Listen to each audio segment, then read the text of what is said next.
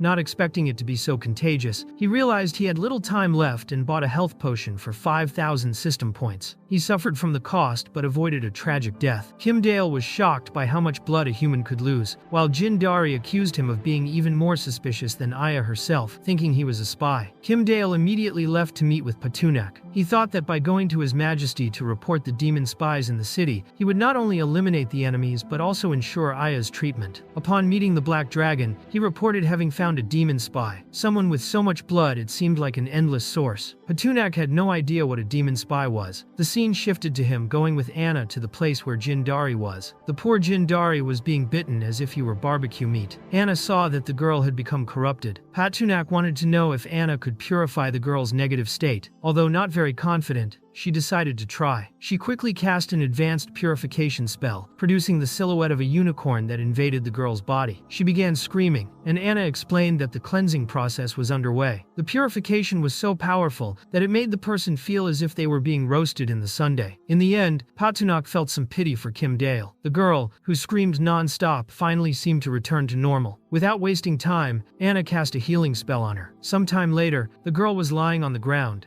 still weak. Anna informed the Black Dragon that she was healed but needed to rest. She believed the girl would wake up during the night. Kim Dale, unable to believe what he was seeing, quickly handed a bag to Anna, saying it contained a pearl necklace. It was a gift intended for the Empress, but since she had saved Aya, he thought it fair to give it to her. Anna was surprised to hear that and explained that she herself was the Empress in question. Kim Dale was completely shocked to discover that. What confused him most was the fact that she was an elf. Jindari approached and asked him to stay quiet before the situation worsened. Ignoring Jindari, Kim Dale asked whose voice that was. When he realized it was Jindari himself, he accused him of being the demon spy. Jindari, confused, didn't understand the accusation. Kim Dale insisted that he was a demon because he bled excessively and had suddenly come back to life. To him, only demons could do that. After much confusion, the group tried to explain to Kim Dale that Jindari wasn't exactly immortal, but had a special resurrection ability, albeit limited. The Black Dragon said they shouldn't worry, as all of them were part of his kingdom. Kim Dale was happy with the kindness in Patunak's heart, but the joy was short-lived. Patunak revealed that in the Black Dragon Empire, high-level spells were expensive, and since this one had been cast by the Empress, the cost would be even higher. He would multiply the value by 1,000. Kim Dale's eyes widened, but he still didn't know how much he had to pay. Patunak demanded 100,000 gold lions. Kim Dale told His Majesty that he didn't have that much money. Patunak knew this and accepted 10,000 years of labor from Kim Dale until he could pay it all. The problem was that Kim Dale was only mortal and couldn't live that long. Pachunak clarified that there was the possibility of resurrecting the dead, and if Kim Dale died, he would be resurrected until he paid everything. Kim Dale began to cry in despair, realizing he had eternal labor ahead. The scene shifted to a tavern in the small village, where Daraban, hooded, sat at one of the tables. Aya approached him, asking what he would like to drink. He was surprised to see that she was healed, but it was nothing more than a delusion. It was a woman who was not Aya, speaking to him. Daraban quickly apologized to the lady for mistaking her for someone else. Then the scene shifted to the middle of the night, and he walked outside. An old man on the street was praying and offering some boar heads to an ancient deity. Daraban thought it was extremely ridiculous, and that these people were just wasting their time. Suddenly, he saw a wolf and wondered if it was the god the villagers were worshipping. The wolf approached the old man who was praying. Then, Daraban decides to approach and ends up stepping on a branch, attracting the attention of the creature that had changed color. Startled, it flees. The old man immediately wanted to know who was there, as the ceremony had been completely disrupted. Daraban plays the victim and introduces himself as an adventurer passing by, who heard a ritual sound and got curious. So he came to take a look, quickly apologizing for the disturbance. The old man thinks Daraban made a serious mistake by interfering with a festival, but at the same time understands that he is young and states that they will investigate the ritual disruption. However, he clarifies that Daraban had scared the sacred beast of the sacrifice and would have to take responsibility. There, Daraban sees that the sacred beast of the ritual was a rank 1 wolf and questions the old man about what he could do to make amends for the mistake he had made. The old man could not help but notice that Daraban was a warrior and says that the sacred beasts loved the juicy fire rabbit, but the villagers could not get one. If he really wanted to make amends, he could find a fire rabbit and bring it to them. Daraban finds the task very simple and accepts the request. The scene shifts to Daraban bringing not just 1, but 2 fire rabbits, and now that they had a new sacrifice, the ritual could begin again. The old man starts his prayer again. The sacred beast appears and takes one of the rabbits. Daraban notices that on the creature's back there was an emblem of a god, and, doubtful, wonders if that wolf was truly a divine servant. He asks the old man if his wish would come true. The elder has no doubt, as serving the gods had brought herbs that cured all the villagers' ailments. He shows Daraban one of these herbs, which healed all the sick, and that is why they believed in the existence of the gods. Daraban is not sure if the herb the old man is holding might be poisonous, but he wants to know if anyone among the villagers is sick, as, besides being a warrior, he knows how to heal. The old man, however, thinks Daraban cannot cure this disease, but since he is interested, decides to take him to see the sick person. The scene shifts to the inside of a hut. The old man asks Daraban not to panic, no matter what he sees, and just understand that the herb can cure the disease. Daraban is immediately hit by the strong smell of blood. He sees a man lying in bed with a huge tumor, and the old man explains that he is the only hunter in the village and has been in that condition for a long time. Daraban is shocked to see that the hunter shows the same symptoms as Aya, and wants to know from the elder what is really happening. The old man explains that the man is suffering from a form of necrosis, but they have been asking the gods for medicine and, in this way, have been able to heal him. While crushing the herb and collecting its liquid in a pot, he asks Daraban to light the fire, which he does, still wondering if the medicine would really work. The elder admits that at first he did not believe it, but when they started giving the herbs to the patients, they recovered. Daraban then offers to help with the preparation, but the old man says it is unnecessary. The elder pours the medicine over the man's body, and Daraban is surprised, thinking the medicine was for ingestion, not to be poured on the skin. The warrior immediately feels intense pain from the liquid, but the elder says this is a sign that the medicine is working and that he will see the hunter gradually recover. Still, Daraban cannot help noticing that the place is infested with flies. He then explains to the elder that his sister suffers from a very similar disease, and he is looking for a way to save her. Therefore, he wants to know if he could receive some of those herbs to try to help her, promising to pay whatever is necessary. The elder, however, believes he cannot help this time, as the herbs were given by the sacred beast, and he fears that the gods would become angry with the villagers. Still, he says he believes Daraban could become a devotee of the gods and obtain the herbs that way. Daraban thinks carefully, but is determined to do this for his sister, and asks the elder to show him what he must do to become a devotee. The elder then invites him to follow him. The scene shifts to the hall of the underground Dark King, where Sallust explains to Anna that, at the beginning of the world, there were only two humans, Adam and Eve, who one day entered the garden of the god of light and stole an apple. Anna is fascinated by the story and wants to know what happened next, but Sallust realizes what she is doing, telling the story of the forbidden fruit to Anna, who is just a girl. So, she explains that she will tell the rest later, as she does not think it appropriate for someone so young. Anna, however, replies that she is already over 200 years old, and then realizes she must be around 300, as elves live so long that they only know their approximate age, not the exact number. Sallust is surprised because Anna seems so small that she almost forgets she is an elf. In the end, Anna is as old as Sallust's great-grandmother, so she decides to continue the story. She explains that in the garden of the god of light, there was a golden apple tree, and in that place lived a black dragon. Anna is surprised and wants to know if that dragon was like Patunak, and Sallust confirms, but asks Anna to listen carefully to the story. Anna feels slightly guilty for interrupting, and Sallust continues the tale. The Lord of Light told Adam and Eve that they should not eat the fruit of the golden apple tree, but Eve was under the spell of the black dragon, who tried to deceive her and influence her mind in every way to make her commit the mistake, swearing that if she ate the golden apple, she would have the same powers as the god of light. Thus, Adam and Eve could not resist temptation and ate the golden apples. From that moment, they began to feel shame for being covered only with fig leaves, and then they played in the garden until the twilight of the gods. Anna is very surprised to learn that the black dragon in this story was the villain, as he led Eve and Adam into error. Sallust confirms this and warns that Anna should be careful, as these dragons are the embodiment of desire. However, Anna wants to know if Adam and Eve were punished. Sallust explains that they were expelled from the garden, ended up in the material plane, and lost the gift of eternal life. The god of light also punished Eve and all human women, making them feel pain during childbirth. Anna thinks her master need not worry, as she knows very powerful sacred healing techniques, and when Sallust goes into labor, she could be called. Sallust, however, makes it clear that this is not the point, and wants to know what the elf girl has learned from the story. Anna answers that, first, one should not trust the compulsions of others, nor eat forbidden fruits. Sallust sees that Anna is a good student. At that moment, Patunak calls Anna to take a bath, and she flies off to meet the black dragon, while Sallust laments, thinking nothing was learned, as it was precisely because of the temptation of the two that everything was destroyed. The scene shifts to the small village, where the elder was calling upon the deities, offering sacrifices, and thanking the sacred beasts for their generosity. With hands full of blood, Daraban watches as the elder asks the deity to have mercy on each lost sheep, and be willing to accept them generously. Daraban has a mushroom in his hands that seems to bleed, and after the prayer, the elder asks him to eat it, assuring him not to worry, as it tastes like a sweet and sour apple. Daraban, willing to do anything to save Aya, eats the mushroom. Then, the scene shifts to the capital of Andalus. Daraban has returned after 3 days and wants to know how Aya is. He really does not want to depend on demons,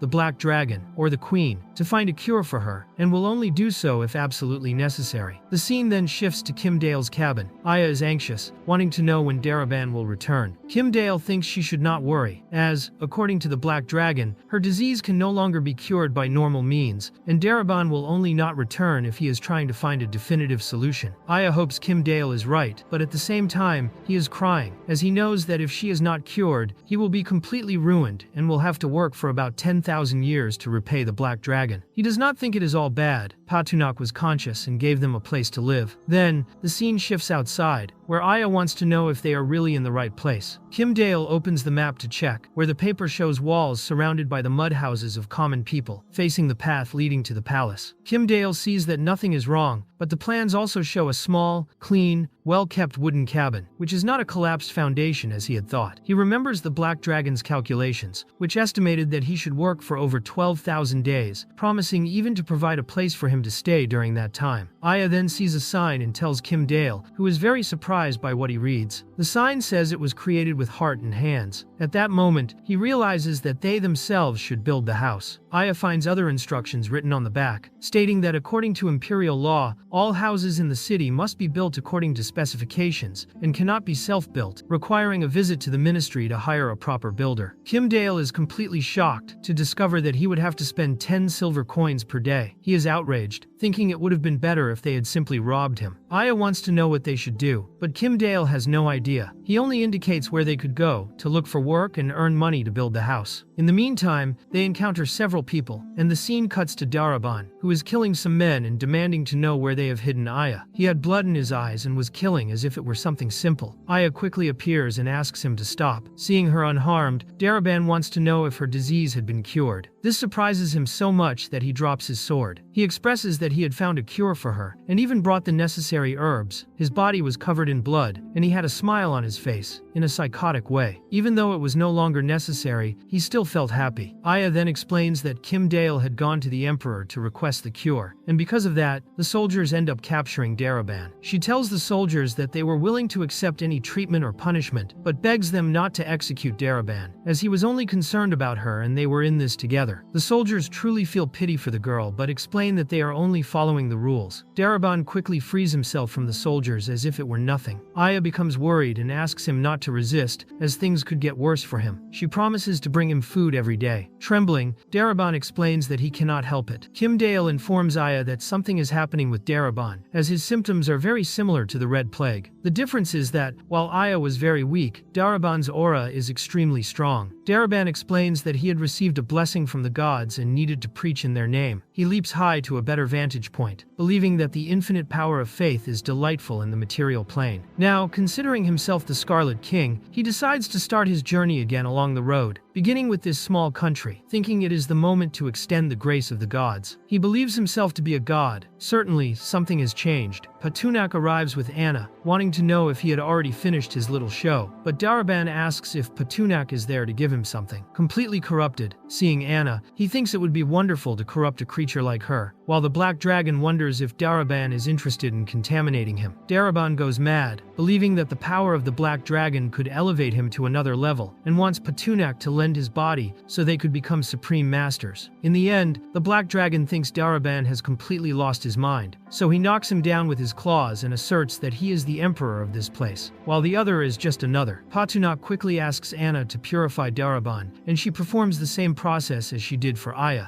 A unicorn charges at Daraban, who becomes scared, not understanding what is happening. Seeing Anna, he is confronted by the holy flame of the Tribunal of Light, which says that she cannot recruit elves as candidates for saints, and that the king would remember this. Daraban ends up falling to the ground, and the Black Dragon believes he is completely out of control, while Daraban tries to understand if this is some kind of ancient enchantment. Irritated, he wants to understand how they dare curse a king, swearing that the Black Dragon will sink into decay and darkness. Patunak, however, does not care about these words. They go in one ear and out the other. Anna asks if Daraban's life is in danger, but Patunak explains that he will not die. It is only a manifestation of his will. However, the enhanced version of the purification with Anna's two powers probably did not please him, and he would remain in that pain for a long time. Then the people celebrate because, thanks to the Emperor, they truly feel protected and wish long life to the Black Dragon. Aya approaches Daraban, very worried, wanting to know if he had died, and begins to blame herself for what happened. But Daraban shows that he is alive. The Black Dragon is surprised that he returned so quickly, but Daraban no longer remembers anything, becoming frightened upon seeing a Black Dragon and trying to understand what is happening, until he realizes he is alive. Patunak informs that Daraban had been under the spell of an evil creature, ended up injuring 16 soldiers, and even climbed to the top of a tower. Despite the damage and the law violation, he received advanced purification from the Empress, which cost 200,000 gold coins. Without that amount, he would have had to serve the Black Dragon for 20,000 years. Daraban's eyes widen when he learns of the debt he acquired just by trying to save his sister. For him, as a swordsman, it was unacceptable to work for 20,000 years, but in the end, it saved both him and Aya, so it was not entirely bad. He promises Patunak that he will pay for the trouble he caused. Patunak asks if he will pay directly, and Daraban confirms, saying he has greater ambitions than standing guard in a castle until death. Patunak asks when he plans to pay the 200,000, and Daraban says he can settle everything within a year. Patunak considers himself a kind emperor, so he made a contract to ensure that Daraban would really pay everything properly, without any problems. Daraban signs with his own blood, establishing the contract with the Black Dragon, who makes it clear, if he cannot pay everything in a year, he will become his servant forever. Daraban has no choice but to accept. In the end, Patunak even calculates interest on the 200,000 gold coins Daraban will pay within a year. This confuses Daraban, as there was nothing about interest in the contract. Now, he thinks the emperor does not keep his word, but Patunak explains that he is not breaking anything. He just needs resources in some way, as there are many people in the streets. He even challenges Daraban to ask anyone if it makes sense. Daraban tries to talk to a young woman, but she gets angry, as she is only 28, and throws an egg in his face. Daraban had forgotten that women are sensitive about age. Then he tries with a man, but receives no attention because the man's grandson is about to be born, and he has to rush. Only Aya remains. Daraban finally accepts that he will have to pay interest. The scene then shifts to the way home. Daraban cannot believe that he now owes the Black Dragon over 500,000. Kim Dale thinks it could be worse, as he himself will work for the dragon for over 10,000 years, even after death, since he will be reincarnated by him. Aya truly feels guilty, believing they are in this mess because of her illness. Daraban tries to cheer her up, saying it is a small amount to pay, and with a lot of positivity, says he is willing to take on hard and profitable work starting the next day. He suggests that the two of them accompany him on this journey, and both Aya and Kim Dale agree. The scene shifts to the Palace of Andalus, where Patunak wants to know about the progress of the investigation. The soldiers explain that they explored the palace and found clues about where the evil demon was hiding, revealing that he had been summoned by the villagers through a ritual. However, the villagers disappeared. They brought evidence to Patunak several mushrooms, the same ones Daraban had ingested earlier. Hearing this, the Black Dragon believes the villagers have become corrupted. Unfortunately, he can only learn the tracking spell when he becomes an adult dragon. Suddenly, a soldier arrives, informing that Odgaral's envoy is there. The Black Dragon becomes concerned, thinking this could mean a declaration of war, but at the same time feels confident, certain that the Emperor of Ojyro does not know he is a Black Dragon, and believes the enemy is completely unprepared. He asks the soldier how many people are on the other side, but it is only one, which truly shocks him. The scene shifts to the palace path, where a long-haired woman named Creature walks with the soldier. She does not understand why the kings of Andalus carve a black dragon with the appearance of a red dragon, nor why they exaggerate the muscles of the soldier statues. The statues open, and several soldiers await her. She is surprised by the strength of the defense system, but still suspects it might just be a trick to intimidate her. She enters and feels she is being watched until she finds Patunak, shocked to see a black dragon. She wants to understand how a dragon can be in a human kingdom, and wonders if it invaded the place and became king. The soldier quickly informs her that the person has been brought, but King Anlius is there. That is when she realizes he is still the king, and momentarily thought the dragon was the true ruler. However, she is certain that King Anlius likes the black dragon very much, even placing a statue of him in the hallway. Then, she introduces herself as a messenger from Ojyro. King Anlius asks her to state her intentions, and Creature, without much ceremony, explains that she came to negotiate on behalf of the King of Ojyro regarding the secret silver mine. King Anlius is surprised by her boldness in mentioning the mine, but Creature shows a contract signed between the two kingdoms 12 years ago, in which Andalus agreed to voluntarily give Ojyro the secret mines on the Andalus coast. In this contract, Ojyro would have the right to send troops to extract everything possible from the mine, and would also use these troops as a defensive force for the location itself. King Anlius did not understand what she was talking about, and thought it was absurd to imagine that he would have handed the mine over to another kingdom. To him, the men of Ojyro were nothing more than invaders, audacious enough to challenge his strength. But Creature clarified that, according to the contract, the mine would be returned after 100 years. King Anlius became so angry that he stood up from the throne, outraged at the idea that in 100 years the mine would already be exhausted. He almost broke royal protocol, but changed his mind upon remembering the Black Dragon's plan. Composing himself, he told Creature that he was willing to sit at the table and negotiate. The messenger found it strange how quickly the king changed his stance and noticed that he had looked at the black dragon, who remained motionless like a statue and even trembled. King Anlius wanted Creature to understand that he was trying to rebuild Andalus and did not want his people involved in a war over a mine. However, Ojyro needed to demonstrate sincerity. Creature then asked what class of will the king expected, since it made no sense to exchange the empire's wealth for a mine that, according to the contract, already belonged to them, with King Anlius responsible for breaking the agreement.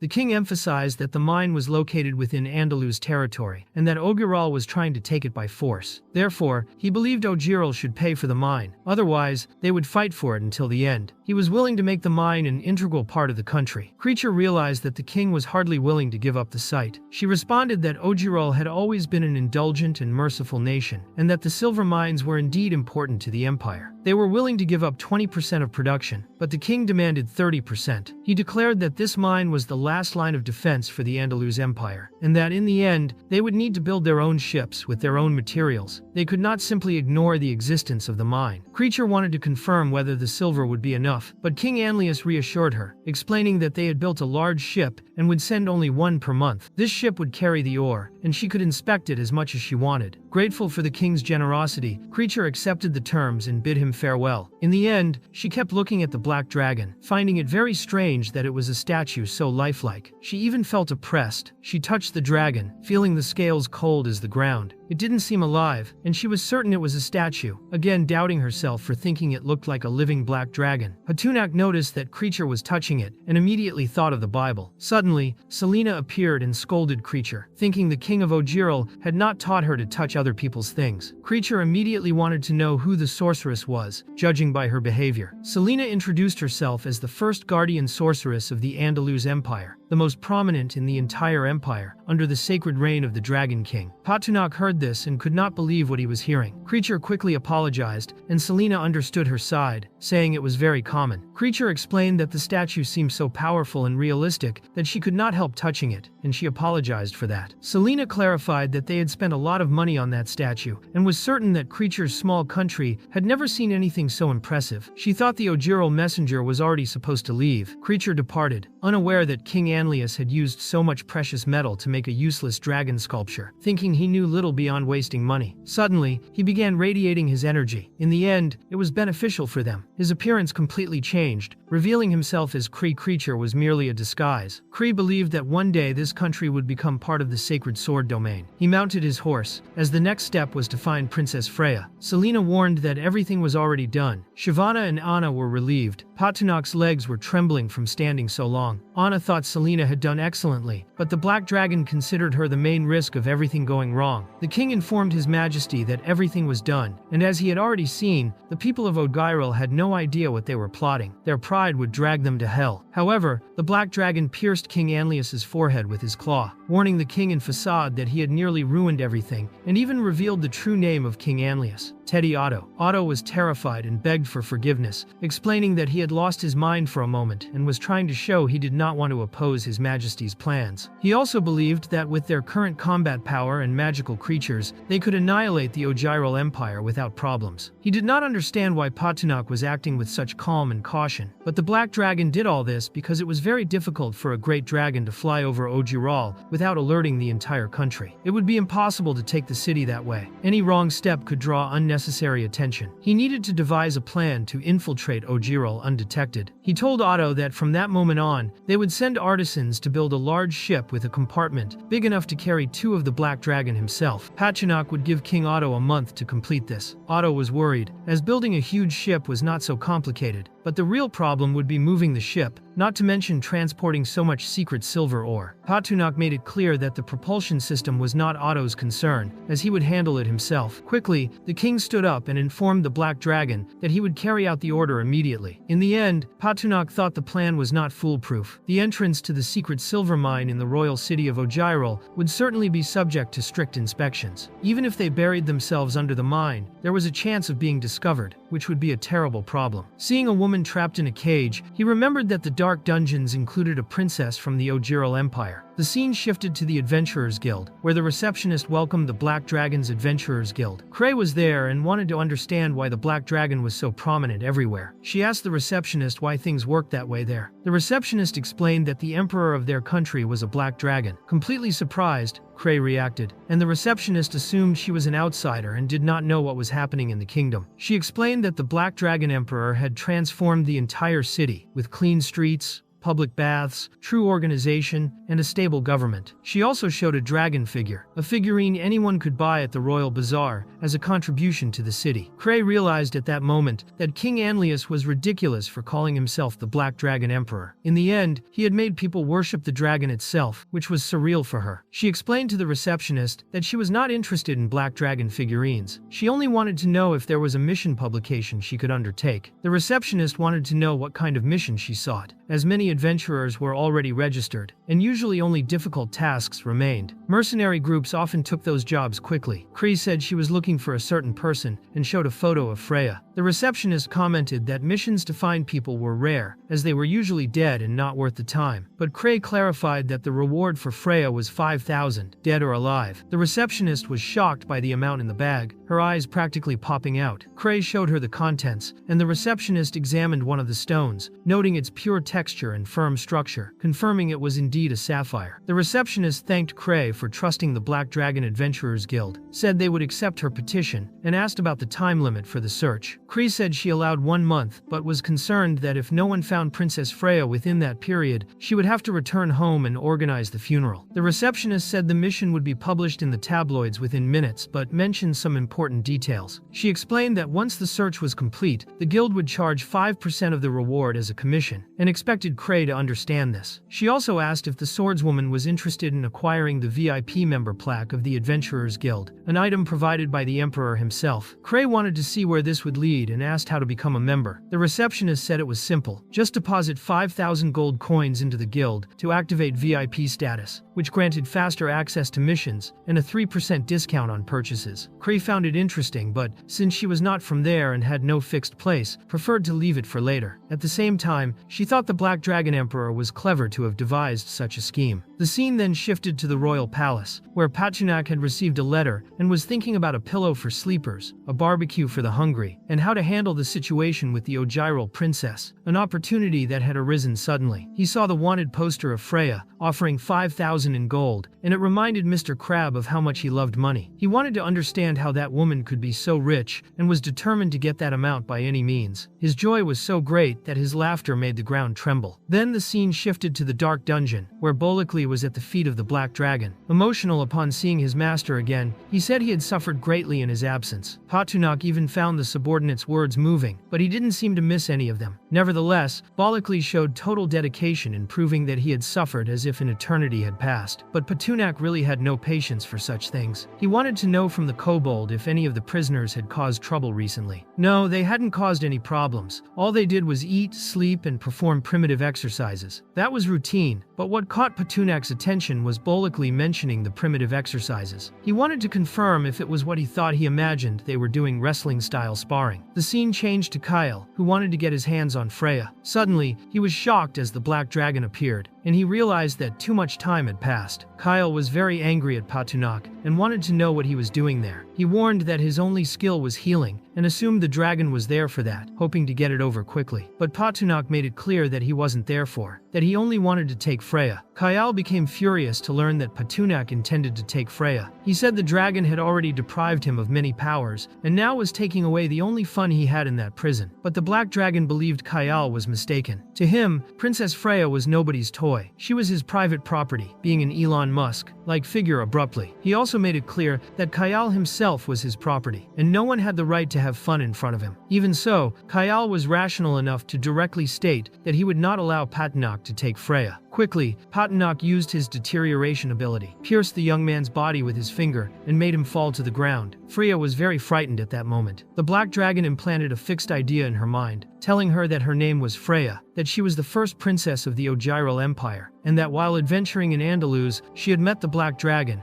and fallen in love with him for his power and greatness. That was why she had volunteered to be his servant. He informed her that in a month she would travel to the city of Ojyro on a giant Andaluz cargo ship and would be responsible for inspections during the journey to ensure the ship reached the port of Seraphin. She quickly knelt before the black dragon. He asked her to stand and explained that the Ojyro messenger he knew as creature was looking for her. He didn't yet know it was a disguise, saying someone specific would find her by chance and that she should leave her designated quarters only when taken directly to the ship. Freya merely listened and declared herself in service to Patunak. Then he took the Princess of Ojyro away. Kyle became desperate, calling her angrily, smiling as he thought she wouldn't leave him behind. But Freya didn't miss the chance to step on him, making it clear that she was Freya, the eldest princess of the Ojyro Empire, an adopted sorceress, and would not allow him to call her by name. She struck one of Kyle's most sensitive areas, causing him so much pain that his eyes nearly popped out. Patunak did not like her behavior, thinking that something recently insignificant had become corrupted. He considered her completely unbalanced and decided to confirm whether her memory had really been manipulated. He asked who she was now. The princess asserted with conviction that she was the Princess of Ojyro and the most loyal servant of the Black Dragon. He still had some doubts, but believed she was indeed under his control. He then asked Bolikli to take her to room 312 of the Imperial Boulevard and ensure she didn't do anything crazy along the way. He also ordered him to summon Jin Dari. The scene shifted to the palace above ground, where Patunak felt comfortable with the elf girl massaging his horns. Suddenly, Jin Dari appeared to hear what His Majesty had to say. The Black Dragon gave him a mission, explaining that he should go to the Adventurers Guild to find the Princess of Ojyro. Soon, he would find Princess Freya in room 312 of the Imperial Boulevard. He explained to Jin Dari that the mission reward was 5,000 gold coins, and that it depended solely on him to bring back the amount. Jin Dari assured His Majesty he would complete the mission and bring all the money. The scene shifted to the Black Dragon's Adventurers Guild, where Cray was completely shocked to hear the news that they had found the princess. Not even 2 hours had passed since the mission was posted. The receptionist explained that a knight had accepted the mission and was waiting for Cray at number 312 of the Imperial Boulevard. Meanwhile, Jin Dari was very angry, as an hour had passed and Cree still hadn't arrived. He hated people who weren't punctual. Finally, he saw Cree and assumed she was the one he was supposed to find. He was surprised at how petite she was, wondered if she was his client, and made it clear he had completed the mission, informing that the princess was inside the house. Cree thanked Jin Dari for handling the mission, and said she would pay him fully, also stating that if he needed help when going to Ojyro, he could contact her at any time. Cray was very happy to see the princess. Freya imagined how difficult it must have been for the knight, while Cray thought the princess must have suffered greatly as well. Both decided to return to Ojyro as soon as possible. They placed Freya in a carriage, and Cray informed her that she had already released carrier pigeons. When the carriage reached the port, the warships would be waiting on the coast. They departed while Patunak observed everything from afar. The scene shifted to the Black Dragon's Adventurers Guild, where the receptionist handed the fees to Jin Dari. But it wasn't 5,000 gold coins, it was 4,750. He couldn't understand the difference of 250 coins. The receptionist explained that this amount was deducted for management expenses. Jin Dari was shocked, believing the commission was paid by the client. She clarified that this was the rule of the Black Dragon Adventurers Union. Without wasting time, she began discussing the possibility of him becoming a member, but Jin Dari ran off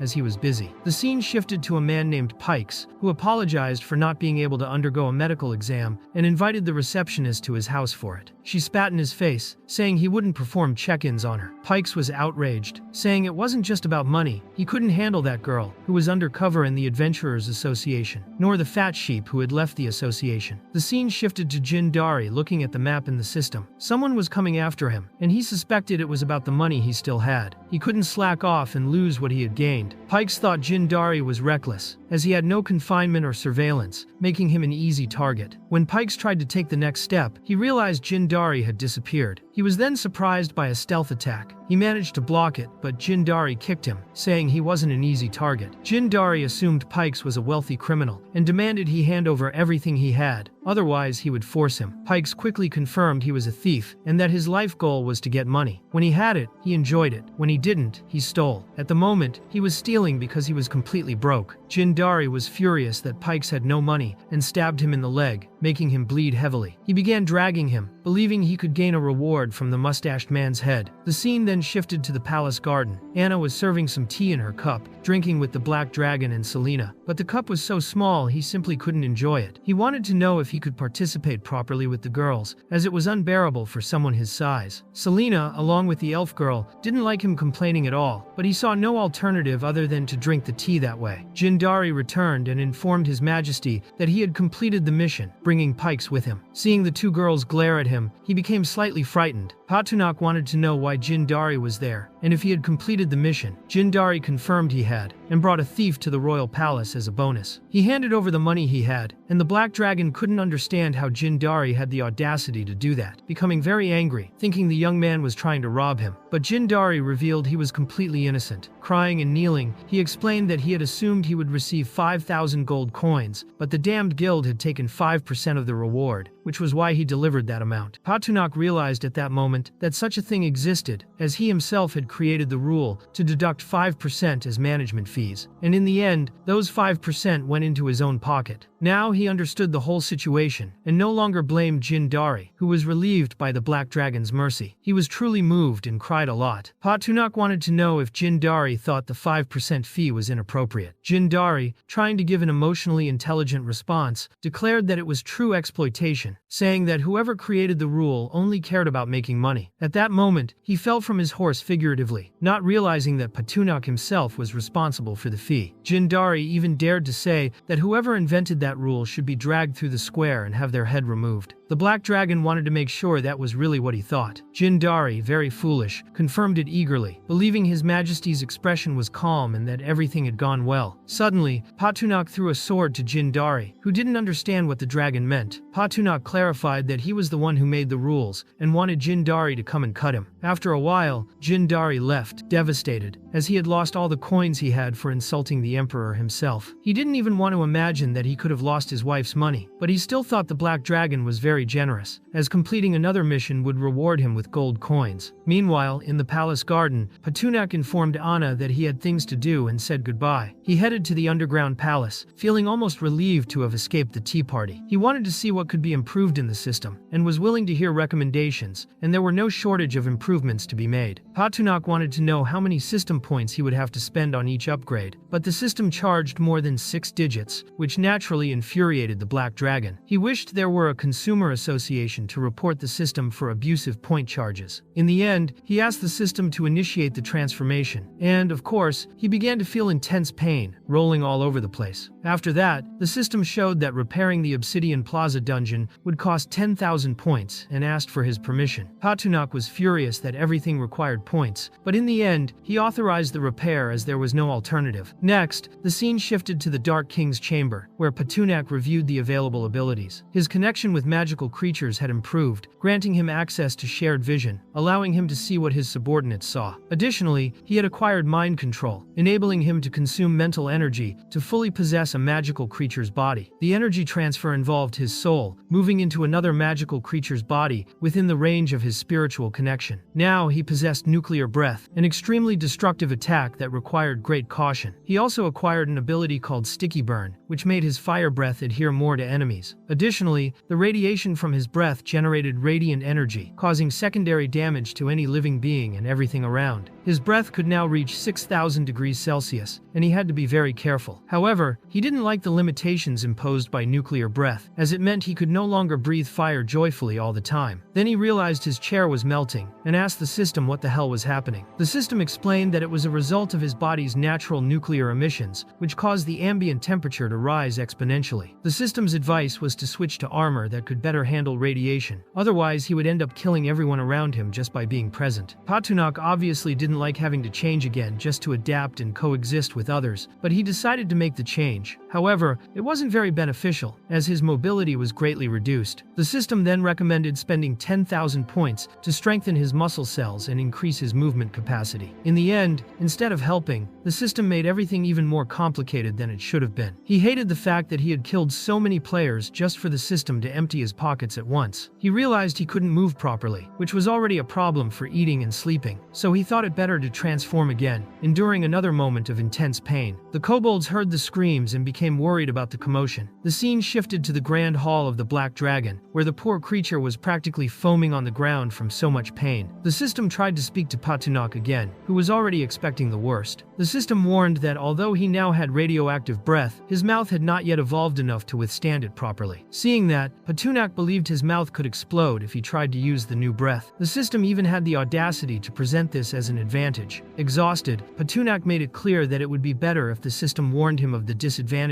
before pushing certain upgrades, as some came with extremely heavy drawbacks. In the end, he had only one more question. He wanted to know if there was anything else to strengthen after the mouth. The system finally confirmed that there would be no more problems, but to adjust the mouth, it would be necessary to modify energy storage cells and install a uranium absorption valve. Finally, hearing that there would be no more problems made Patunak a little calmer, and he authorized the modification, although he still suspected that the system suggested the nuclear emission modification just to make him spend even more points. In the world of Will, Patunak thought he should first check the new characteristics of the Swarm Will, which was now at level 2. He looked and saw Jindari, who was in Andalus talking to the leader of the Dark Orcs. Jindari was showing a paper stating that His Majesty had ordered the deployment of 50 Dark Orcs to assist him in bandit research, also recommending that the leader himself come along. But the Orc leader simply did not react. Jindari became frustrated and began waving his arms, trying to see if the Orc would move. What he didn't know was that the Orc was under the Black Dragon's mental manipulation. Patunak, controlling the Dark Orc leader's body, slapped him, sending Jindari flying. Patunak himself was impressed by the Orc leader's strength. Jindari, crying, said that if the leader didn't like it, he could have just said so. There was no need to hit him, and now he wanted to know if there was any law or justice he could appeal to. Patunak, seeing that the player's pain tolerance was only 10%, knew he could beat him while he pretended to suffer. Even realizing Jindari was exaggerating, he made the Orc leader agree to follow Jindari to complete the mission. He approached the young man and tried to step on him, but Jindari, not stupid, quickly dodged, apologizing and promising not to fake it again. Patunak,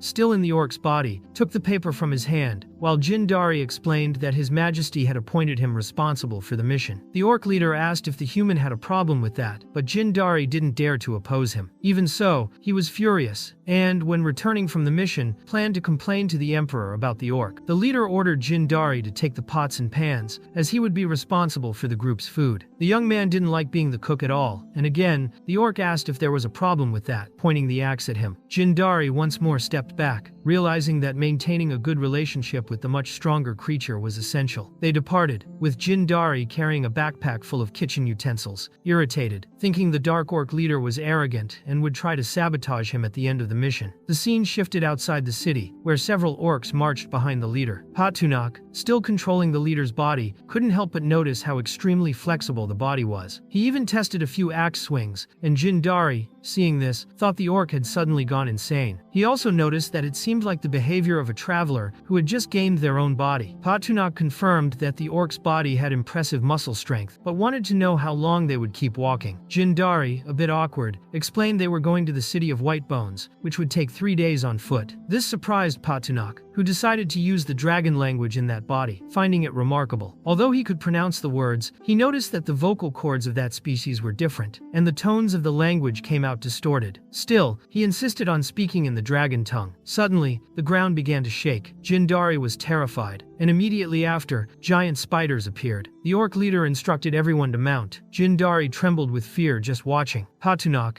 irritated, wanted to understand what was happening with the human. Jindari, completely nervous, explained that he was terrified of spiders. As expected, Patunak, being cruel, commanded the spider to launch a web that wrapped Jindari like a mummy and carried him away, increasing his terror even more. Suddenly, the scene shifts to the outskirts of Whitebone City. A man named Coriel was stretching, anticipating another intense day. He was the leader of a gang of thieves called Greywind. One of his henchmen was dragging a chained girl carrying a plate of food. She didn't look happy at all. The henchman told the boss that it was mealtime, but the girl was walking too slowly. He pulled the chain and warned that if she kept hesitating, the boss might turn her into sausage.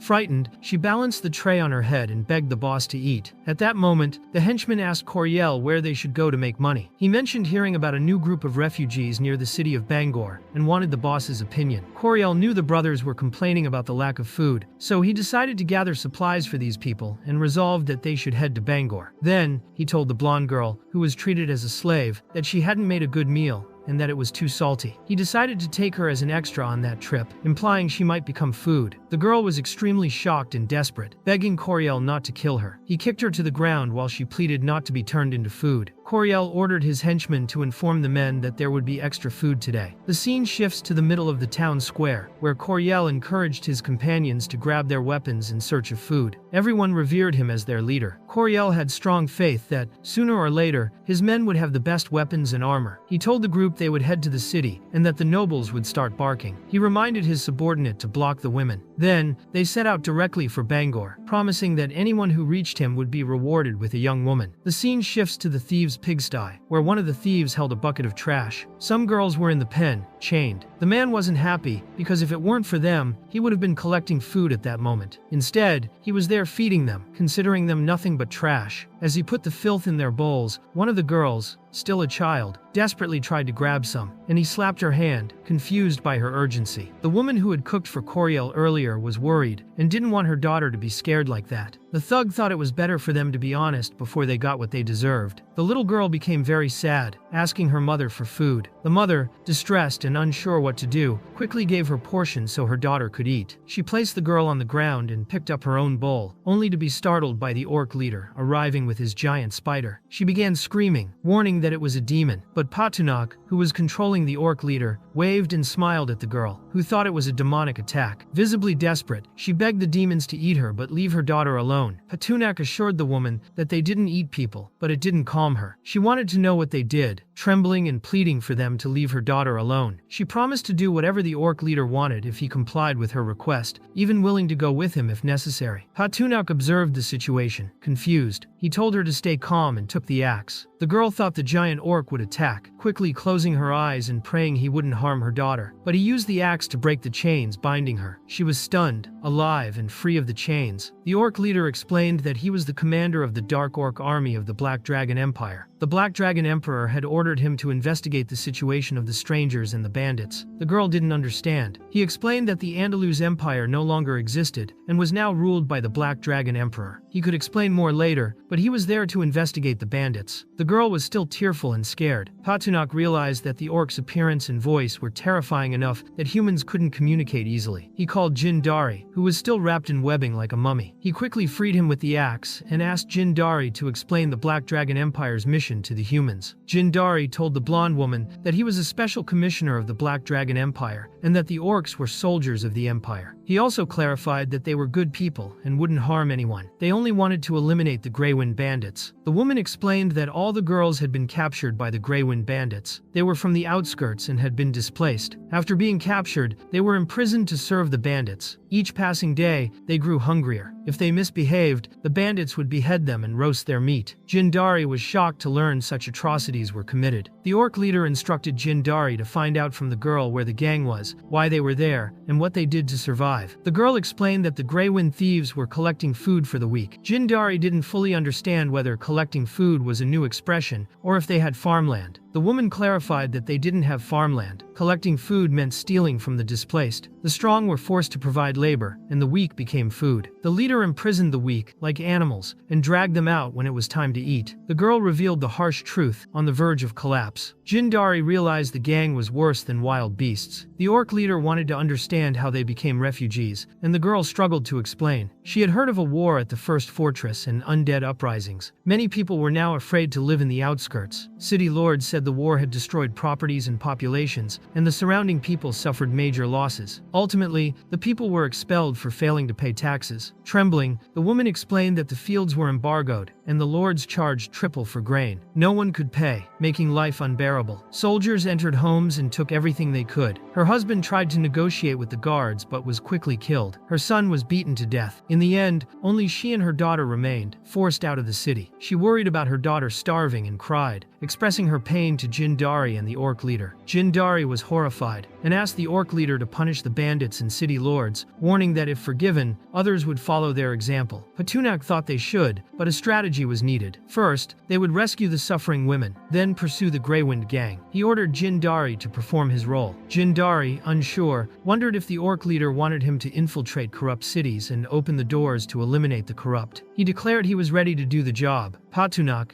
in the orc's body, grabbed the pots and ordered Jindari to cook a proper meal for the starving, weakened women. The army was also hungry, so there was much to do. Jindari pledged to use his skills fully but was irritated, as he was an RPG player and couldn't understand why he was in such a situation. Human rights were far from consideration. The orc leader informed that His Majesty was producing high-quality equipment. While cooking seemed trivial, it was crucial for the army. Jindari pretended to agree and eagerly went to prepare a good meal for everyone. Patunak found Jindari insignificant and lacked patience. One orc soldier encountered a bald man, terrified and begging the orc leader to let him go, claiming he was just a refugee. The women insisted he was a gang henchman. Desperate, he begged them not to expose him, but one kicked him in the face, proving he withheld food from them. Patunak, controlling the orc leader, ordered the man burned, which they did. Jindari arrived with a roasted chicken, excited, only to see the orc leader roasting the man, shocked and wondering if they would actually eat him. The orc leader demanded the bald man reveal the gang leader's identity and the number of thieves. Kuririn had grass in his mouth and couldn't speak. Patunak assumed he was hiding information, but Jindari clarified that the gag prevented him from answering. Once fully roasted, it would be too late. The orc leader removed the gag, and the bald man screamed that their leader was Coriel and that he had about 5,000 thieves. He asked permission to leave, promising to reveal everything he knew, but the leader gagged him again, noting that 5,000 thieves could yield many system points. The scene shifts to the Black Tower, where the lord of the town, known as Count Reginald, was calmly eating. He believed this was how a noble should be served. Seated at a large table with a beautiful maiden dancing, he was surrounded by several men who wished him a long life for having brought a magnificent feast, calling him very generous. Reginald made it clear that all of this was only possible thanks to the contribution of everyone present. After all, they had pressured the commoners to pay their taxes, which allowed them to enjoy that meal. One of the soldiers remarked that everyone who couldn't pay taxes should be expelled from the town, but Reginald disagreed. He said that wasn't enough, because they still needed the commoners to keep producing. In his view, they should expel only those who produced little. That way, they would pressure the weakest, which would make managing the plebs easier. Reginald showed no intention of changing or of giving up his cruelty. He recalled the attack on the first fortress, when a mysterious army had sparked a revolt of the undead. It was then that the lords began to accumulate wealth, and with supplies always arriving, no one feared running out of firewood. The soldiers considered Reginald very wise for his reasoning. The scene changes to the streets of the Black Tower, where soldiers dragged some poor people away, claiming they generated no value for the noble, and therefore did not deserve to remain in the town. They hurried the suffering people, making it clear that the last one to enter would die. An elderly gentleman, unable to move quickly, was brutally struck in the back as an example. His son, still a child, cried while the father begged him to go to his uncle. With tears in his eyes, the boy rose and vowed that one day he would avenge his father. The scene changes again. The boy arrives in Bangor and is surprised to see people being expelled. He realizes that Bangor was like the Black Tower and understands that the town also belonged to Count Reginald, though he didn't know whether his uncle was still alive. Looking among the people, he cannot find his uncle and assumes that, if he were alive, he would be inside the town. He decides to go in search of him, but spots some figures above. Soon they descend on horseback, frightening the boy as they reveal themselves to be bandits. Coriel introduces himself with his group. They say they belong to the Greywind gang and tell the boy he got lucky. Coriel proposes a game, a 100-meter race with groups of 50 people. The first 10 would join the gang as powerful and honored bandits. The last 10 would be turned into feed. The remaining 30 would become slaves. He orders everyone to run for their fate. As the race begins, everyone runs desperately trying to stand out, while the Greywind gang amuses themselves with the suffering. The scene shifts again. Coriel notes that the day's harvest had been excellent and that they'd have resources for at least a week. His subordinate asks whether they should camp outside Bangor, since it was already late and everyone was hungry. However, Coriel thinks it better to return, because Bangor's guards were not blind. That night,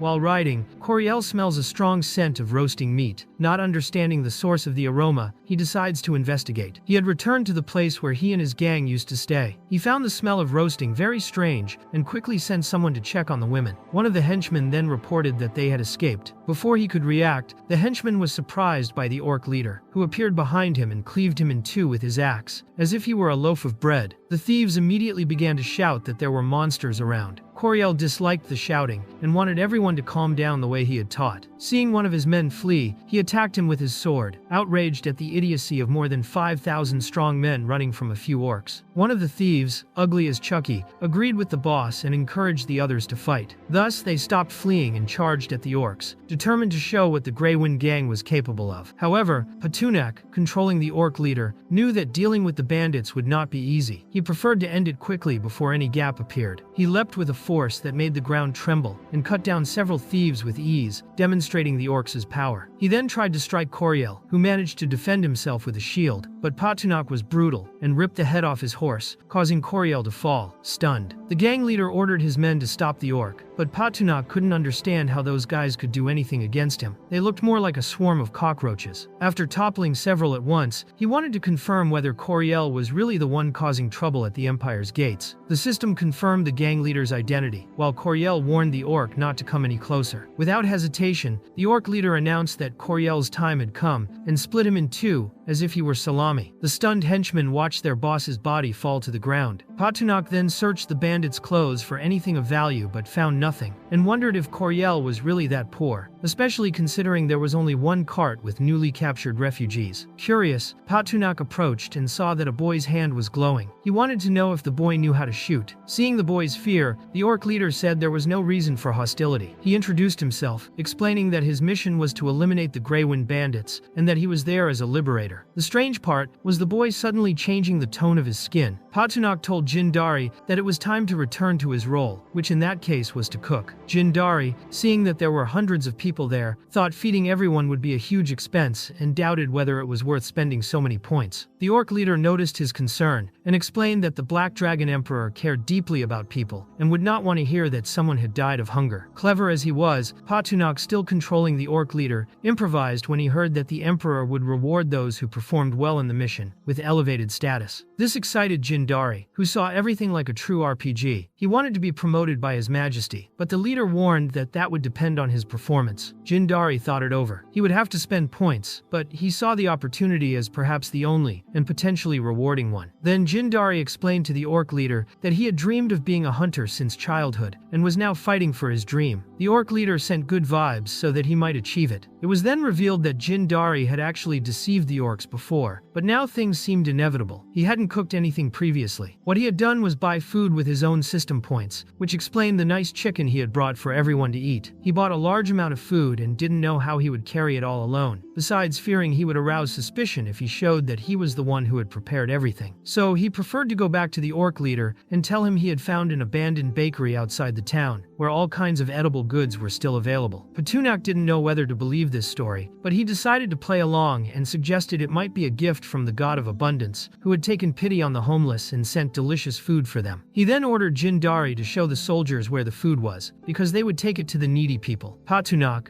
unsuspecting, simply followed the plan. The scene shifts to night, with everyone sitting around the campfire. The orc leader wanted to ask the blonde boy a question about his skills. The boy explained he was an archer, specialized in stealth and tracking, and that his father had been an experienced hunter, but had died. The orc leader lamented hearing that, but said the boy's skills would be very useful. He asked the boy to help him open the Lord's city gates, because he would lead the army to attack the place. The boy then understood the orc leader's true intent, and thought he had come only to destroy everything, like a villain. But Patunok remained calm, and explained that he had been sent by His Majesty's army to attack a town whose lord charged unsustainable taxes and destroyed families. He was there to bring divine punishment. Patunok showed a card from the Emperor that confirmed his authority, proving his mission was legitimate. The boy believed his identity and trusted that he really wanted to punish the sinful lords. Thus, he agreed to help open the gates. The orc leader asked whether the boy believed him because he had seen the symbol, but the boy replied that he trusted him because if he had really wanted to kill everyone, he would already have done so instead of giving them a delicious meal. The young archer also thought that even if the orc leader was pretending, he seemed to be acting for a good reason. Patunok, controlling the leader, was surprised by the boy's wisdom and held his hand, receiving a humble thank you. The scene shifts back to the Black Tower. Patunok and the rest of the group had arrived. Disguised as an orc, he told Jindari that the place was well fortified and that, if they wanted to avoid losses, they would have to enter through the gate, because a direct attack would be suicide. He asked for ideas on how to infiltrate the place. Jindari had no idea what to suggest and thought they might dig a tunnel. The boy, now with black hair again, probably a mistake, by whoever drew that part, watched the orc leader's reaction, who became furious at the absurd idea. The young archer then suggested that, since the Black Tower was closed every day, the best way to enter would be disguised as merchants, which would allow access to the city city without arousing suspicion. Jindari thought they might have some goods to sell to the Lord of the Black Tower, like roasted spider legs, but a group of black orcs with him would be truly suspicious. The orc leader said the key to entering the tower was knowing what the Lord wanted. Since the boy lived in the Black Tower, the leader believed he might know what pleased the man. Angrily, the boy explained that the tower's lord loved money. He adored money and trampled on people in a cowardly way out of greed. This frustrated the orc leader, as they had no money, but he still hoped the lord had other interests. The boy then revealed that the lord was also interested in women and often searched the city for beautiful girls to serve in the castle. However, he knew many of them ended up being used cruelly by him and the nobles. Knowing this deeply disturbed Jindari. He thought that man was an animal acting like a beast, and the thought of many beautiful girls dying that way was abhorrent. He began to hate the nobles and wanted to see them all fall. Hearing this, the orc leader realized that the only way to enter the city would be by pretending to be a slave trader offering a beautiful woman to the Black Tower's lord. Pretending to be a merchant was easy. The problem was finding a suitable woman to help with the ruse. They found some women who had been enslaved, but they were too thin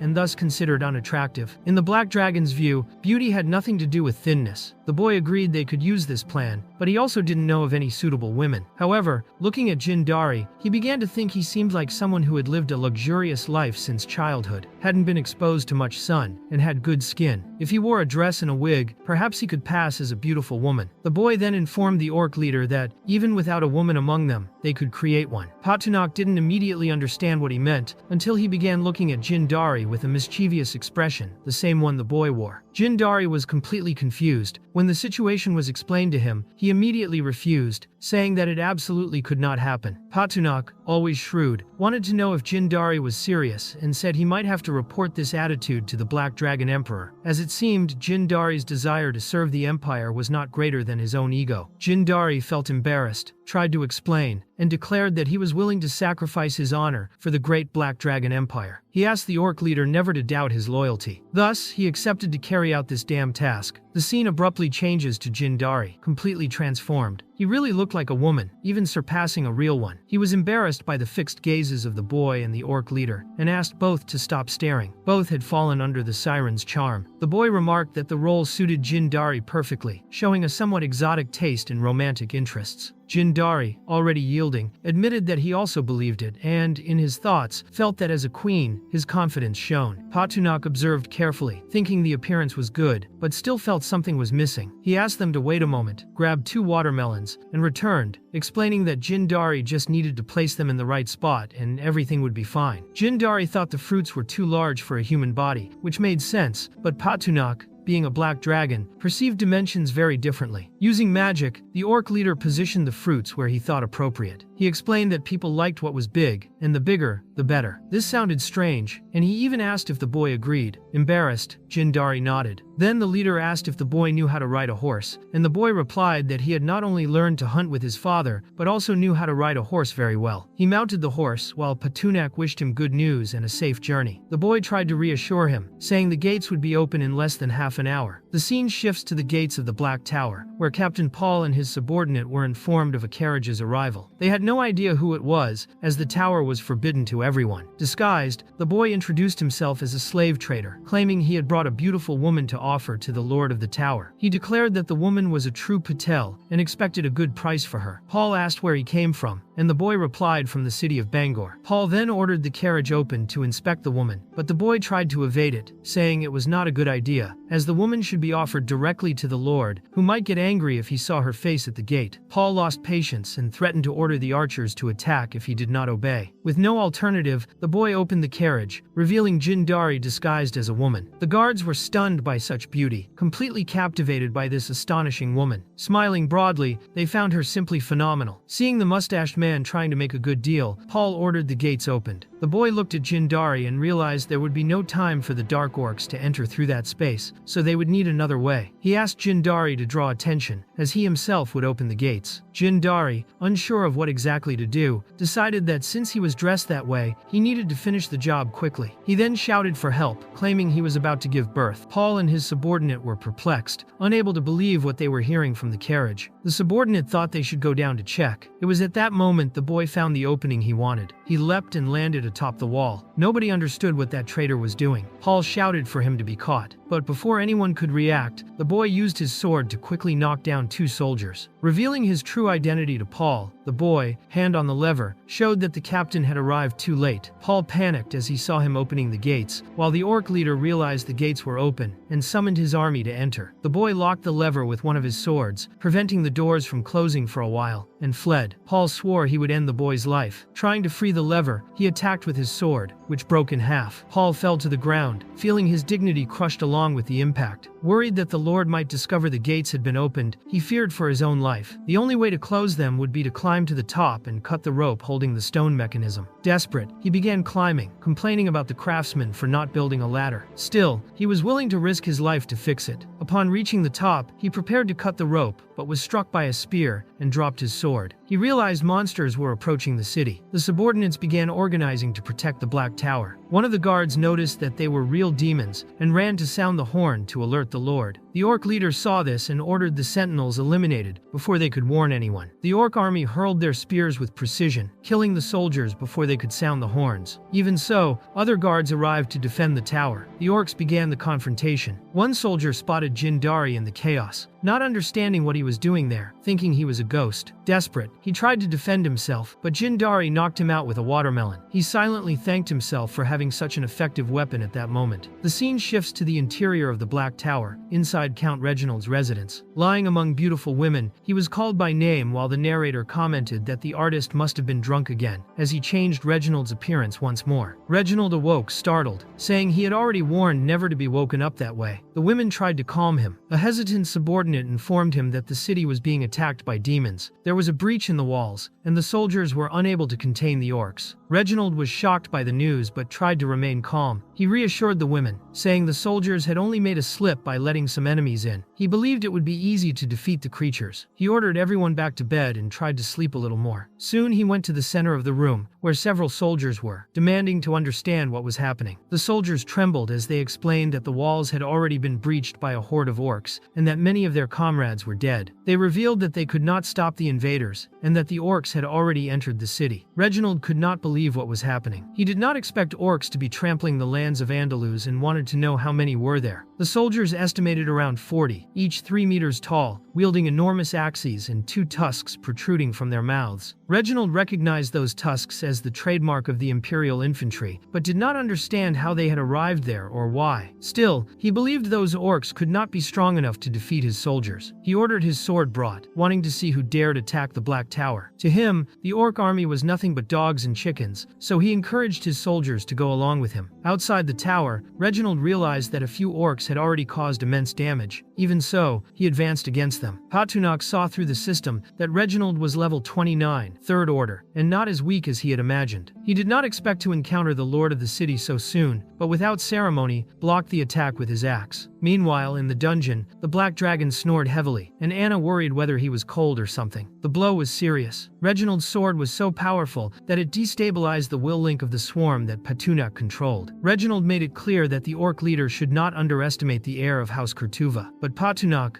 unmoved, slapped him across the face and declared that he was unworthy. The soldiers, seeing their count practically dead, were terrified. The orc leader ordered everyone to surrender their weapons. The scene shifts to the throne of the Black Tower, where Patunak was now seated. He presented himself as the leader of the Dark Orc army, sent by His Majesty to deal with the problems caused by rogues and bandits. It was rumored that taxes had been raised, leading to the expulsion of many people from the city. As a result, the bandits were committing atrocities against these civilians, and drastic measures were necessary. Now, the orc leader wanted to know who participated in the expulsion of the poor and the tax increases. He assured that those who admitted their guilt would have their bodies preserved. Even so, the soldiers were reluctant to speak. The orc leader stood and asked who Viscount Sams was. The soldiers revealed he was a short, portly man who, when exposed, practically started to cry. Wasting no time, the orc leader swung his axe right through him, turning him into mortadella. After that, he expected the others to behave. He began reading the notes the count used to take but found the handwriting terrible. He recommended that no one commit any more serious offenses and guaranteed that this way, everyone would have a chance to stay alive. Another Viscount, trembling hesitating greatly, admitted that he had not collected taxes but had participated in the expulsion of civilians from the Black Tower. He claimed that he only gave suggestions when Count Reginald was drawing up taxation plans, and many of them were implemented. The orc leader showed satisfaction at the confession but reminded that, by the rules, he should become a corpse. Everyone was outraged upon realizing that the leader had lied when promising to keep the bodies intact if the truth was revealed. Suddenly, the leader began to feel intense heat and grew worried, thinking something might be happening to his true body. The scene shifts to the dungeon of the Black Dragon, where Anna was using her fire stick near where Patunak was sleeping. She woke him up, saying she only didn't want him to catch a cold. Patunak felt a bit guilty for not taking better care of what he possessed, as everything he did synchronized with Anna, but he calmed down when he realized it was only a misunderstanding. There was no real danger, so he could leave the rest in Jindari's and the others' hands. However, the system alerted him to a fluctuation in the mental network of the swarm's consciousness. Patunak decided to check who was trying to communicate with him. It was the brass dragon, begging for help. He had entered the nest of the centipede beasts and thought he was about to die. The scene shifts to the Morrigan Desert, where Tulmarine was covered in centipedes. He reported that a small stock of gold was hidden beneath a giant cactus in the desert, and if he died, he wanted to leave this inheritance to the boss. Since there was a day's distance between Patunak's dungeon and the Morrigan Desert, the brass dragon already considered himself dead. Even at full speed, the boss would not reach in time. Patunak then used the spiritual realm. Tulmarine, seeing him, thought he was in front of his great-grandfather. Patunak made it clear that when everything was over, he must deliver the hidden gold. He then shared some of his power, and the brass dragon acknowledged receiving strength from his boss. Even so, the centipedes continued trying to kill him. Meanwhile, a player named Azim was doing a live broadcast, thanking his viewers for the gifts he had received. Suddenly, he saw several centipedes flying in the sky, with the brass dragon trampling them like cockroaches. He then launched an explosive attack against them. Azim noticed that the flames were completely different from before. The scarlet fire not only burned skin but also made the body dizzy and the stomach churn. Desperate, he began to run to escape the dragon. The system warned Azim that he was affected by nuclear radiation, which frightened him greatly. During the live stream, he told his viewers he felt something bad could happen if they stayed there too long. Trying to protect himself, he hid behind a rock. At that moment, he received a private message offering 10,000 points if he sent a screenshot of the map of his location. Azim's eyes lit up at the proposal, as the amount would help him a lot. He accepted the request, sent the map screenshot, and received the points. The scene shifts to a place called the Snowy Landscape, where a man questioned whether it was really worth spending 10,000 points for a map. Another man, who had made the transaction, said he needed the location to obtain more artillery projects. His partner was still doubtful, but the man insisted he was looking for radiation. Research had stalled, and if they wanted more powerful weapons, they needed nuclear material. This required reactors, and finding something radioactive was extremely rare. Now that they had located a source, they did not intend to waste it. The leader ordered the young men to prepare. They would maintain the siege and conquer that cold, snowy place to finally get warm. The scene shifts to the ice fields, where Pike, the Ice Wolf King, urged his subordinates. As winter was approaching and there was much to hunt, a tremor occurred, and he thought it was an avalanche, but in reality, a huge bear appeared, the Ice Bear King. The narrative moves to the Frost Cave, where the bear learned that a horde of monsters led by a black dragon had taken meteorite minerals. They gathered in a more secluded corner to discuss. A one-eyed wolf claimed to have seen everything and noted that the black dragon was enormous. Furthermore, it had easily dealt with the Weaver Queen, who seemed to have succumbed to his pressure. The army transporting the minerals was composed of the queen's own spiders. The Ice Bear King recalled that at 800 years old, he struck a young dragon in the chest and defeated it. Therefore, he judged the black dragon to be just another one, and that he could crush it with a single blow like a watermelon. Now, at 900 years, his strength had grown even more. With the head of a stuffed dragon on the table, the Ice Bear King remembered that the defeated dragon had granted him 100 more years of life. Perhaps this new dragon could also extend his life by another 100 years. It was a 7th rank creature, and in 100 years, it could reach the 8th rank. He hoped to surpass the limit of the Icebone tribe and live up to 1,500 years. If he continued to grow, he believed he could kill even stronger dragons, extend his life, and almost become a demigod. Wanting more information, he asked Pike where the black dragon had gone. Pike revealed that the dragon was at war with the human empire and had seized the meteorite mines to supply its fronts with new equipment. The Ice Bear King understood that the black dragon was not foolish. However, he considered the human empire a small country, easy to dominate. Still, he knew that for a dragon it would be a challenge. Therefore, he wanted to understand the defensive class of that dragon. Pike did not understand where the Ice Bear King was going with this, but confirmed that he had seen the black dragon march with its monster army to the territory of the human empire, where they apparently lived in peace. The Ice Bear King had not set foot on the continent for many years and did not know if things had changed. He could not believe that dragons were living in peace with humans, so he ordered Pike to prepare his people, for they were going to battle. Everyone, including the Ice Giant and the Snow Maiden, would be notified, and the Snow Demon army, along with others who did not want to be exterminated, would don their armor and follow the king. Pike immediately organized everything and departed for the highest snowy peaks to issue the call. The Ice Giant, the Snow Maiden, and the Liches heard the call and quickly gathered. The scene shifts to the Morrigan Desert, where Patunak had defeated the entire centipede beast family, ending the lineage title and gaining 500,000 points. However, he realized this was a rare title and did not expect the system to hide something like this. It began to get cold,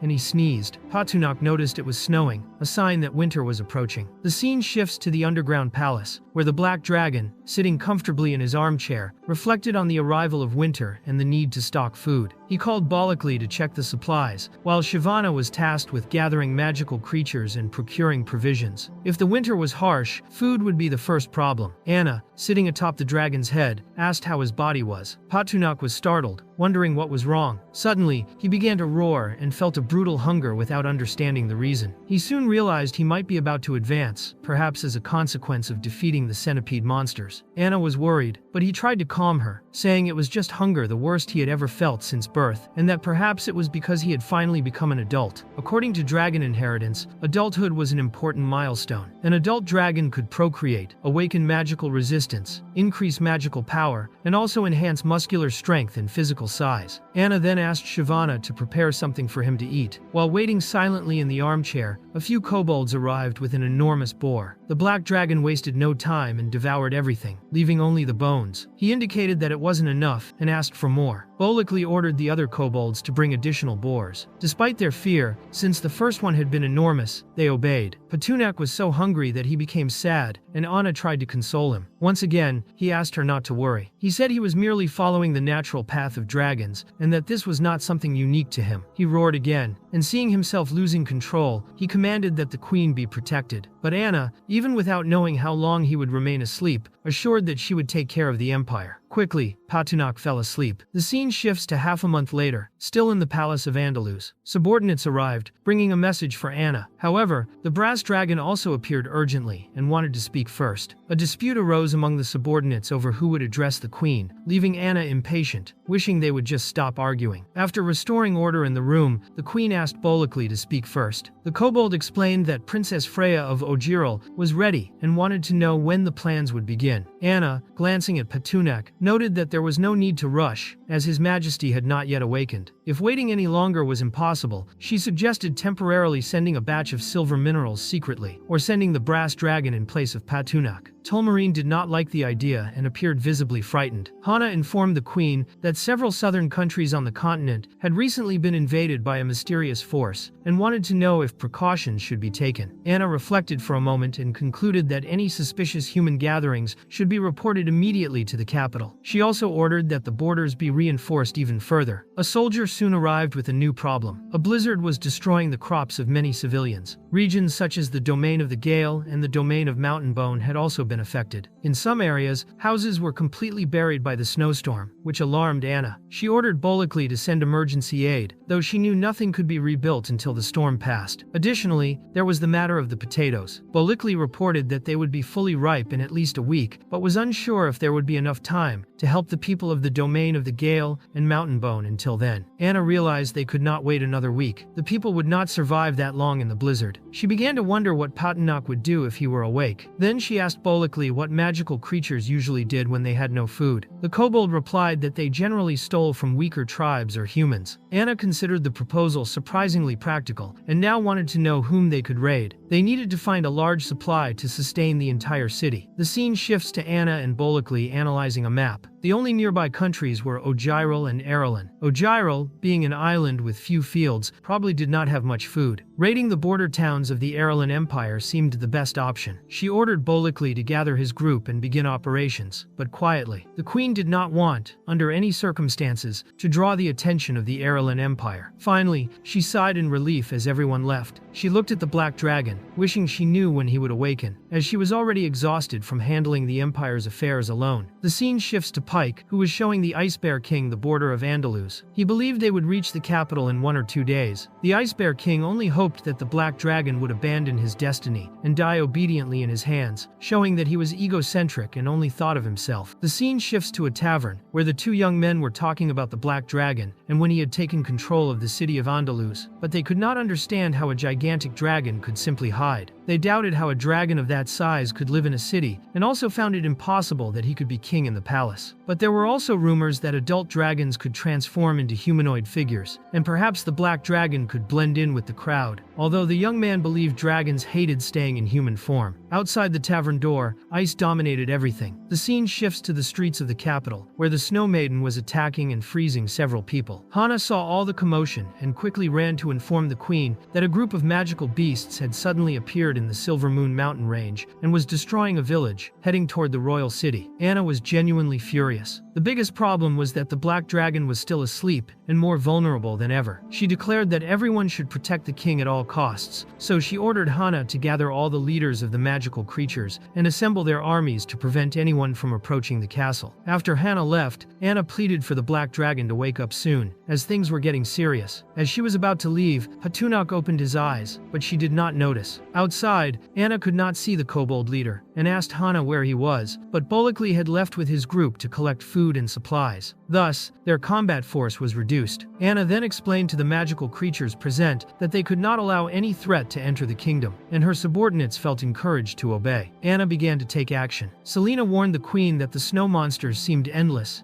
and kept appearing, and she no longer knew what to do. Anna made it clear to Selena that they should continue advancing. She resolved that she only needed to hold out until Patunok awoke. However, the Ice Bear King appeared behind Anna. Selena warned her just in time, and Anna managed to dodge the attack, while the Ice Bear wanted to know where the Black Dragon was. Anna did not respond and wanted to understand the reason for the attack on the capital, but he ignored her completely and declared that all he wanted was the Black Dragon. If anyone delivered him, he would let everyone live. Anna saw no way to do that. The scene shifts to the palace's living room, where Patunok was awake and wanted to know where Anna was. The noise outside caught his attention. A human, incredulous, commented that they had been searching for the Black Dragon for a long time and that he had been hiding in the palace. Then the human grabbed a rocket launcher and fired toward where Patunok was, causing a massive explosion that worried the girls about the Black Dragon. The Ice Bear King wanted to understand who had attacked the dragon, as he had not ordered such an act, but those with him claimed they had done nothing. Suddenly, they saw Patunok, who was much larger than the Ice Bear King himself, and the bear was shocked by the immense aura Patunok radiated. But Patunok looked different. He had a human appearance. When the dust settled, the king could see him clearly and sneered, thinking he was just a human. Seeing this, he was ready to send him to hell, but Patunok quickly grabbed the bear's paw as if it were nothing. The Ice Bear King did not understand what was happening, and began to suspect that the Black Dragon was not ordinary, wanting to know who this being was. Patunok could not understand how the bear dared to try to devour him without recognizing him. The bear wanted to know if he was the Black Dragon, so Patunok threw the giant bear into the air as if it were cotton and said that he had finally guessed correctly. Then, Patunok leaped and struck the bear with full force. Bleeding and trembling on the ground, the bear no longer thought Patunok was just a 5th-level dragon, but a human Empire-level monster. He had no idea a young dragon could compete in strength with a renowned bear like him. He was shocked that the Black Dragon had managed to injure him in an instant. Patunok warned that this was an opportunity the Ice Bear King had failed to seize. The bear was shocked as Patunok approached with incredible speed, already preparing an attack with his fire breath. The strike hit at point-blank range, burning the bear's face and knocking him to the ground. Patunok had killed the Ice Bear King as if he were no threat at all, and this obviously increased the dragon's exposure and his legendary status. The scene shifts to the palace ruins. Anna was desperate, thinking the Black Dragon was among the debris, but after generating an immense aura, Patunok placed his hand on her shoulder and said he was nearby, leaving her very surprised. She quickly hugged him, even without being certain it was really him. Selena took the moment to hug him as well, glad that the Emperor had not died. In the end, Patunok enjoyed being appreciated by the girls but was not entirely happy, as the palace would have to be rebuilt, and reconstructing something already built and destroyed was very tedious for him. However, Anna tried to see it differently, thinking it was no problem to start over. Selena agreed with her.